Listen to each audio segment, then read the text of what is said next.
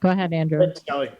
We'll take a couple questions from Zoom now. As y'all can see, we also have Joe Goosen on the dais. Our first question here will come from Jeremy Harridges. Jeremy, please unmute yourself, say who you're with, and ask your question. Hi, this is Jeremy Harridges with Fansided.com. Chris, I noticed that you got hit in like the left shoulder blade somewhere around the 8th round. How did that affect you, and what did you feel for the remainder of the fight?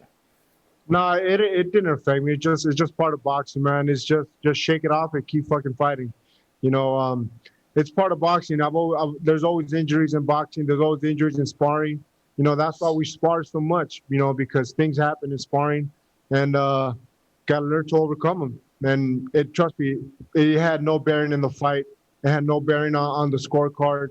And I kept fighting the way I fight. You know, I kept throwing the jab. And let's be honest. He had a good jab. He had a good jab himself. But trust me, if you guys look back at it and turn down the volume, I snapped his head back a lot with my jab. A lot more than he snapped my head back. Your hand speed, your movement around the ring, you looked very quick on your feet. How much do you attribute that to your conditioning and your weight for this fight? You know what? You guys are always harboring in weight, but it's not about weight. It's about being in boxing condition. That's what I attribute all this moving around, being able to move around. We were in boxing shape.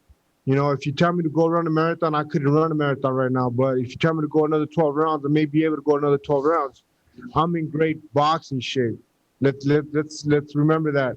We are training for a boxing fight. We're not training to run. We're not training for nothing. You know, me and Joe and Jonathan, we worked every day on our toes, inside, outside, whatever it was. We were ready for whatever we had to do to win the fight. Thank you, gentlemen.